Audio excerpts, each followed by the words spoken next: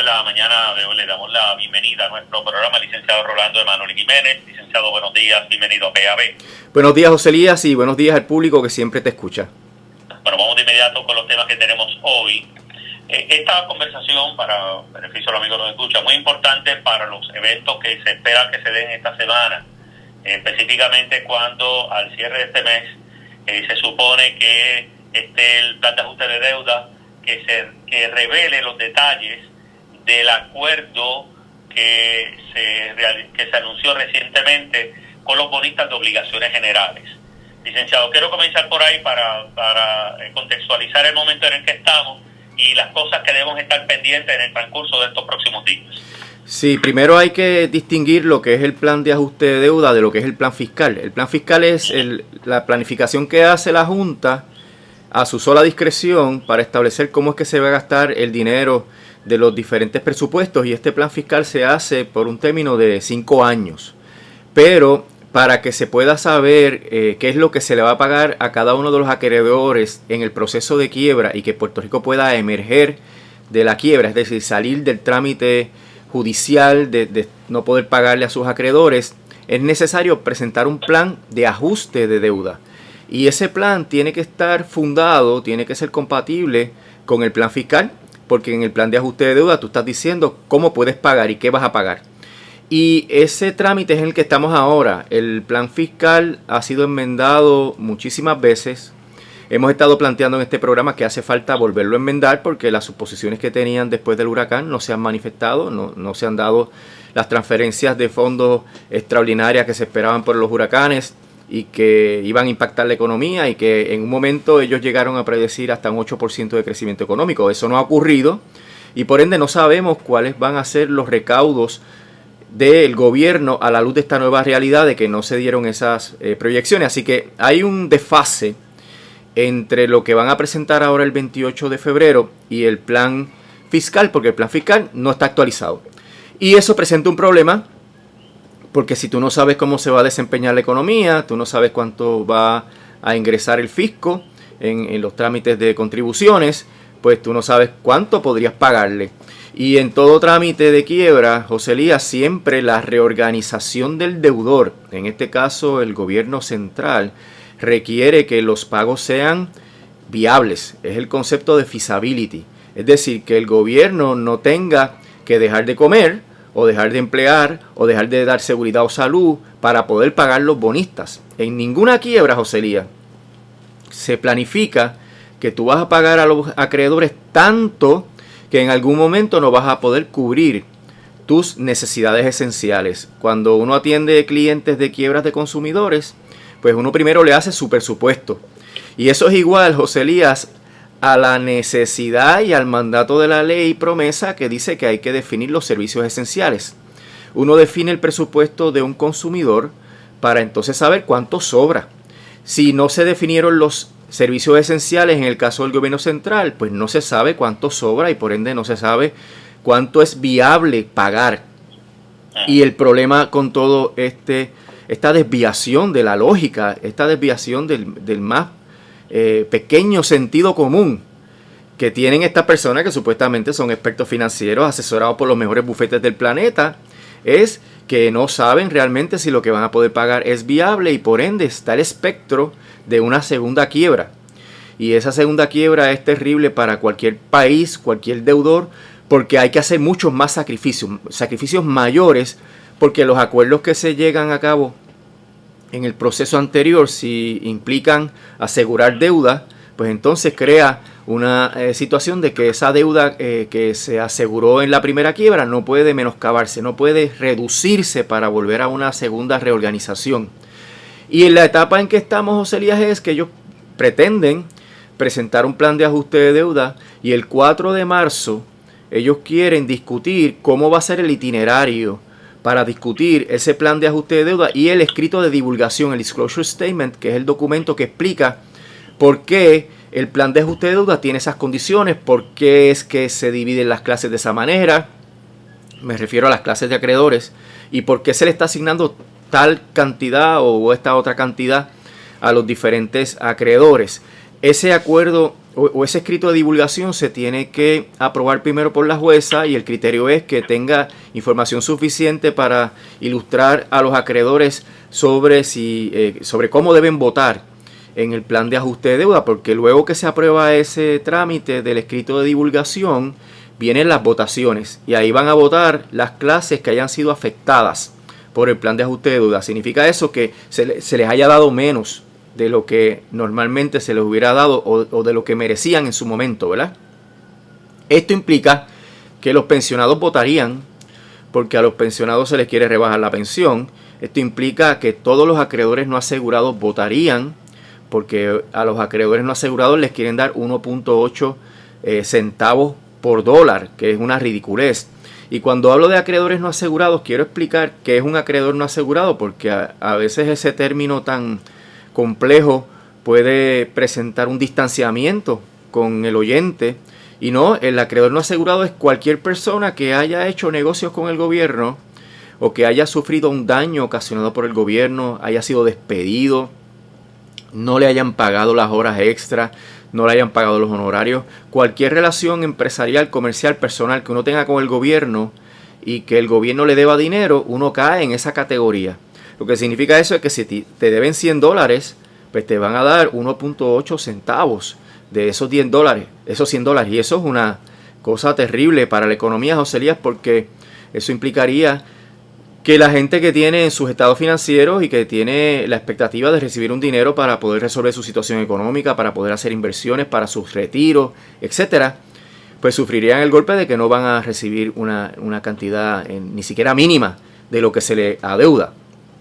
En esa situación hay que cuantificar cuál es el impacto que esto tendría en la economía de Puerto Rico, y podría representar, José Elías, si se aprueba esa distribución a los no asegurados tan pequeña, podría representar otro golpe a la economía. Así que el proceso, José Elías, tiene que requerir primero esa aprobación del escrito de divulgación, vienen las votaciones, pero por el hecho de que, por decir así, ¿verdad?, los acreedores no asegurados rechacen el plan en la votación, voten abrumadoramente en contra del plan, no significa que el plan no se puede aprobar. Y eso es algo bien importante para entender el trámite, porque existe el concepto del cram-down. Y el concepto del cram-down es que la jueza, aun cuando haya acreedores perjudicados que votaron en contra del plan, podría imponer el plan.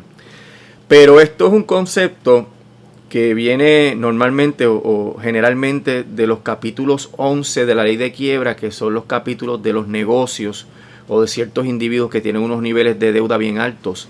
Pues ahí es donde es más común, pero en los casos de capítulo 9 y en los casos de promesa, que esto es nuevo, ¿verdad? Estamos experimentando con esta ley, sí. No se trata de algo tan sencillo, porque hay otras disposiciones que le obligan a la Corte a verificar unos requisitos, y uno de los requisitos principales que la Corte tiene que mirar es si existe la legislación adecuada para poder poner en vigor el plan de ajuste de deuda. Y ahí es que la gobernadora y la legislatura tienen el tranque. Ahí es que tienen la ficha del tranque, porque la ley la hace la legislatura y la gobernadora la firmaría en su momento. Y si eso no ocurre, no se cumple con ese requisito de la sección 314 de la ley promesa. Eso es lo que evita lo que la Junta ha tratado de meter miedo en otras ocasiones. ¿Te acuerdas cuando los primeros acuerdos de algunas uniones con la Junta en torno al sistema de retiro, pues la Junta le dijo de una manera falsedades, ¿verdad? Le dijo a la gente que si no aceptaban esto, la jueza le iba a imponer un acuerdo peor. Y ahí es que obviamente ocultaron el dato, y por muchas semanas se estuvo debatiendo esto. La Junta estuvo negándolo. Ahora lo acepta, José Elías. Lo han aceptado en el plan de ajuste de deuda anterior, en el escrito de divulgación, y lo van a aceptar ya la semana que viene cuando se metan estos dos escritos enmendados, porque hasta hace muy poco ellos estaban negando que la ley promesa establecía que la legislatura tiene que legislar para que se puedan aprobar los planes de ajuste, y todo esto con el propósito de meterle miedo a las uniones obreras que estaban negociando con ellos. Ahí cayó, ¿te acuerdas?, la asociación de maestros. Sí, que después se lo derrotaron. Sí, y cuando uno leía los documentos que fueron públicos de este acuerdo, que de hecho era más que una promesa de votar a favor del plan. Uno se daba cuenta que la situación jurídica era que la legislatura tenía que dar el aval, pero la Junta seguía por ahí en los medios haciendo un media tour diciendo que no, que la jueza le iba a imponer el acuerdo, bla, bla, bla. Eso, José Elías, podría ocurrir porque estamos en una relación de fuerza, pero no es lo que dice la ley. Cuando digo que estamos en una relación de fuerza, por ejemplo, el Congreso podría enmendar la ley mañana y al enmendarla darle ese poder a la Junta, pero hasta ahora lo que dice la ley es que las prerrogativas que no le hayan dado a la Junta las conserve el gobierno. Y como a la Junta no se le dio el poder de legislar, pues el gobierno sigue con el poder único de legislar. Y lo que aparece en el plan anterior que sometieron, que va a ser enmendado ahora esta semana, es eso mismo. Que ellos, aunque podrían pedirle un remedio a la jueza, bajo unas disposiciones de la ley promesa en cuanto a los poderes de la Junta, pues no pueden garantizarle a nadie que la jueza lo va a conceder, ni que si lo concediera el circuito lo va a aprobar, porque obviamente es una cuestión de derecho y está clara en la ley.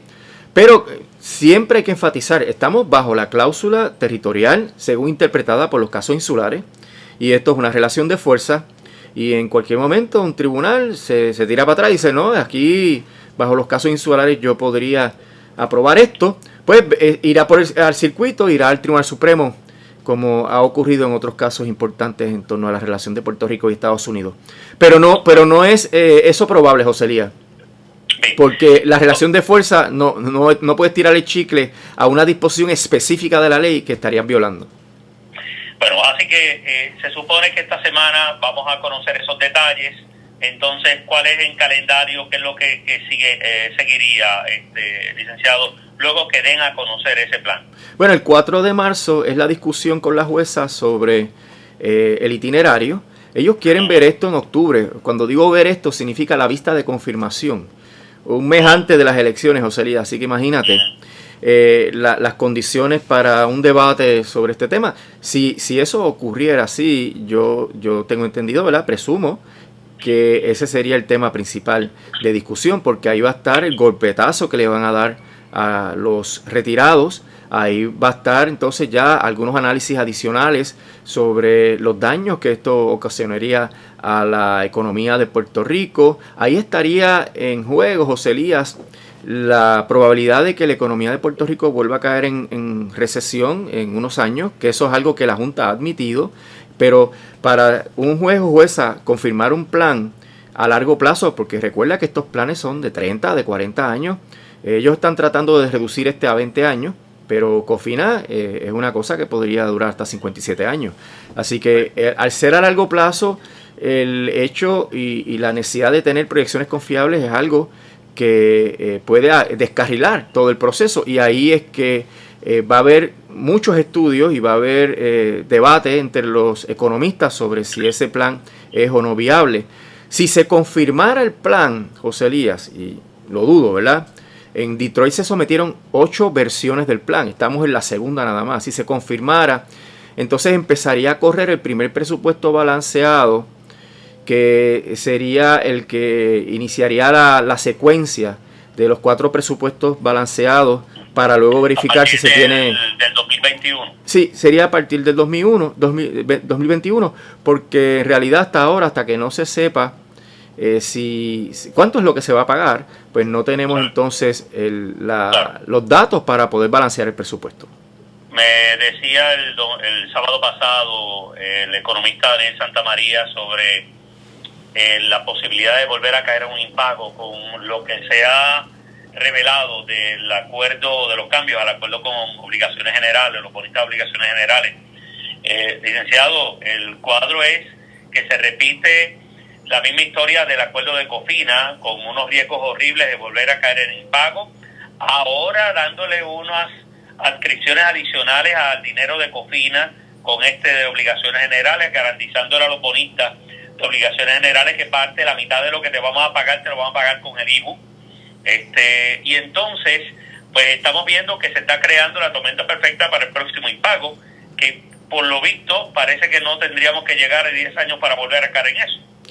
Sí, José Elías, podría ser antes.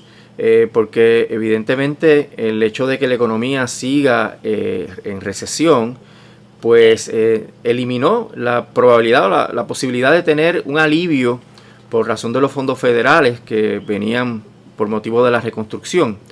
Y coincido con Daniel Santamaría. De paso, te informo que el próximo 4 de marzo a las 7 de la noche en la Casa Soberanista, que eso queda en la Placita Roosevelt, en Atorrey, pues va a estar Daniel Santamaría y este servidor explicando, Daniel obviamente la perspectiva económica y yo la perspectiva jurídica y cómo esto se enlaza con la cuestión económica, para que cualquier persona que tenga la oportunidad que pueda pasar por ahí y profundizar y hacer preguntas sobre estos temas. Pero coincido con Daniel de que realmente se acerca más esta posibilidad o probabilidad de impago, porque el IBU, José Elías, estaba comprometido en un 40 y pico % con los bonistas de Cofina y había un sobrante, que ese es el que Alameda calcula que se iba a ir reduciendo 30 millones al año, y ese sobrante pues la Junta lo vendía como que era un ingreso que ahora estaba garantizado, que el gobierno podía recibir para cubrir los servicios esenciales. Y mira qué engaño,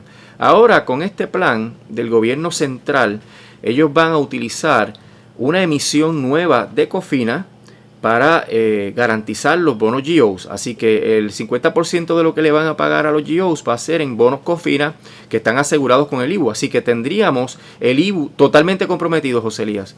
Y eso pues reduce la posibilidad, ¿verdad?, de que el gobierno pueda utilizar el impuesto al consumo, que es lo más que ocurre aquí. Ese es el impuesto más confiable, José Elías, que independientemente de que la captación es baja, ¿verdad?, y eso ha sido uno de los problemas siempre, pero es mucho más confiable en términos de la cantidad que se obtiene anualmente, lo que ayuda obviamente a hacer proyecciones para que los presupuestos puedan quedar balanceados. Pues ahora resulta que ese IBU va a estar totalmente comprometido y reduce entonces, sí, para pagar deuda, y reduce entonces la posibilidad de que el gobierno pueda utilizar dinero para servicios esenciales.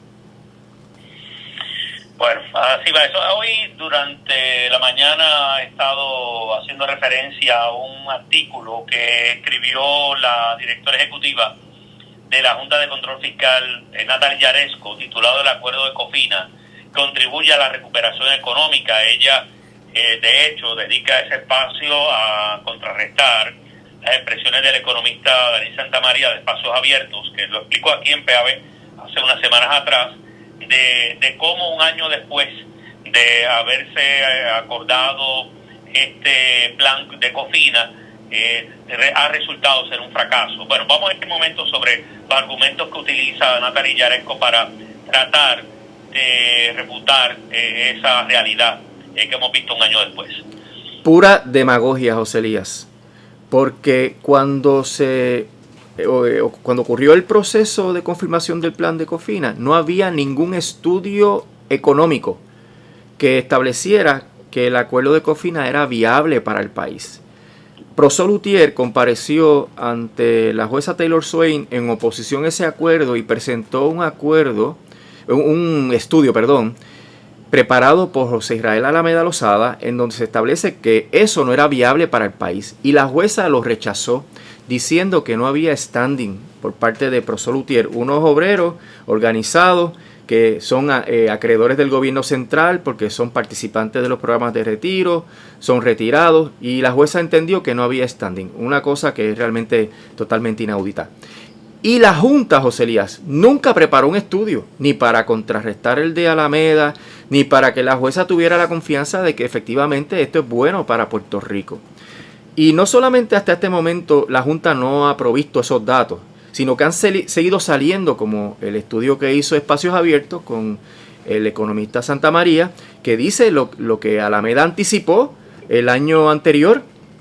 Y dentro de ese contexto, José Elías, todo lo que ella pueda decir sobre las bondades de ese acuerdo de Cofina es pura demagogia, porque no está fundada en elementos científicos, en estudios, en números. Son meras apreciaciones que ella hace, porque obviamente ella vino aquí a cobrar el dinero de los bonistas, y para los bonistas fue de oro, porque un crédito que estaba disputado porque se alegaba con fundamentos sólidos que es un crédito inconstitucional, porque fue una manera de darle la vuelta a los límites de la Constitución y por ende es un crédito nulo. Eso lo convirtieron en un crédito asegurado con una sentencia judicial. Y ahora, para colmo, no solamente el IBU está comprometido a los niveles que lo comprometieron el año anterior, sino que ahora el IBU va a ser parte de la colateral de los nuevos bonos GOs que se van a emitir con el plan de ajuste de deuda y por ende no va a sobrar dinero, o si sobra muy poco dinero para que el IBU sufrague los servicios esenciales que tanto le hacen falta al país.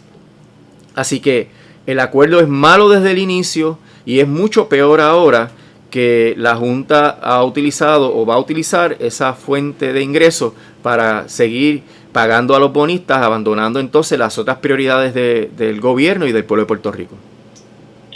Bueno, de hecho, ella, entre otras cosas, argumenta que los errores en las proyecciones de ingresos por concepto de los CDBGDR, ella dice que pues no hay tal error porque el dinero que se prometió que iba a llegar para esa recuperación, independientemente sea lento, va a llegar el dinero.